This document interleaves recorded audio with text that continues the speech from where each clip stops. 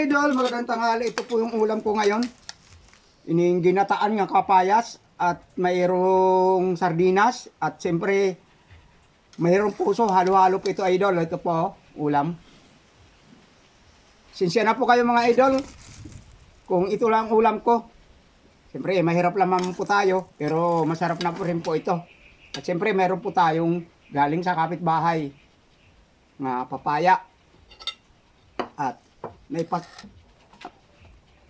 na ilapit ko na po ito sa Diyos at pinagpasalamat ko na po ito bago buksan ang aking kamera. At binabati ko pala si Ma'am Abby Espilita ng Dubai at saka kay Ma'am Ana Espilita ng Dubai din at Kamrad Kiko Espilita. Shout out po sa inyong lahat at ganun din Kamrad Romy. Shout out po sa inyo sa lahat ng mga kapanood nito. Shout out po kay Ma'am Linda Abarakusugamo. Shout out po sa iyo, ma'am. Maraming thank you po sa inyong walang sawang panonood dyan at sa lahat ng aking mga follower at hindi ko pa po naman nabanggit.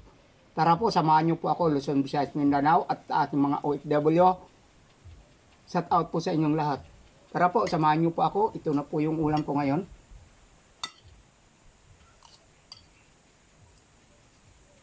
Sardinas po, idol, ang aking isinahog. Alam mo naman, mahirap ang buhay ngayon. Sobrang hirap ng buhay ngayon mga idol. Lalo na ngayon yung mga ibang tao. Siguro wala ngayon idol ang iba dyan. Minsan hindi na makakain. Lalo na yung mga anak, kawawa naman mga idol. Iba ang krisis ngayon. Di katulad ng mga na dati nga nagka-krisis nga hindi sobra. Ngayon, aywan ko bakit ano nangyari. Kala ko mapapaganda ang bansa natin eh. Yung pala eh, parang tingin ko hindi napapabuti.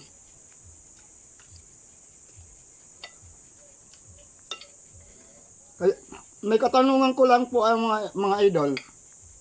Nung panahon ng unang na presidente nga nagkaroon ng krisis at saka ngayong presidente nga nagkaroon ng krisis, alin ang mas may kagaanan? Comment po kayo dyan sa baba. Alin ang mas maganda? Ako, wala naman ako pinipikuan sa kanila. Tinitingnan ko lang ang alin ang mas magandang pamumuhay. Yun, krisis din yun. Wala rin mga trabaho. Yun. Pero ngayon, pwede magtrabaho. Pero mahirap ang buhay. Tingnan nyo kung alin ang mas maganda. Sa ngayong panahon, yung panahon na mga nakaraan na presidente at ngayong presidente. Ito, dalawa lang naman po yan. Alin po dyan ang mas magaan ang pamumuhay ngayon? Ako, hindi ako mahilig sa politiko. Kaya lang, nasasabi ko lang.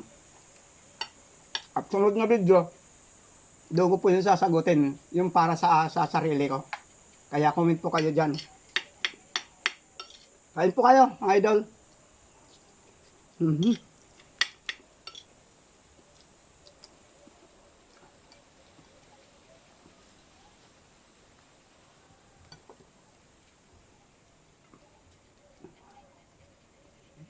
Papaya, oh. Harap.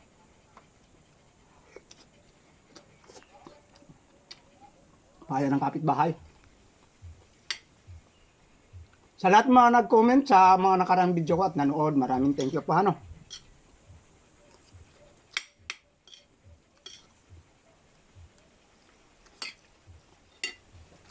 Kumakain ba kayo ngayon? Kumakain ba po ba kayo ng ganito, mga idol? Nagluluto ba kayo? Ito, puso po ito. At saka kapayas. Siyempre ito naman, hindi ko naman ito binili din eh.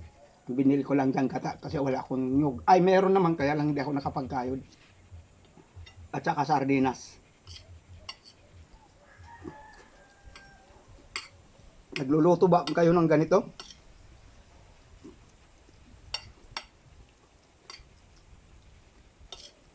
Sa mga nanangahalian ngayon, magandang tanghali po sa inyo. Sa aking mga kamag-anak, kumusta na po kayo? Ngayon ba mayroon ba kayong tanghalian? Sana mayroon. Ay mga idol, maraming salamat. Katulad sinabi ko kanina, kung nagustuhan nyo yung sinabi ko nga, kung alin ang mas maganda ang pamumuhay ngayon, kung nakaraan niya presidente at ngayon na presidente. Kaya comment po kayo at kung nagustuhan nyo, paki-like na lang at paki-share. Gawin po hanggang sa muli.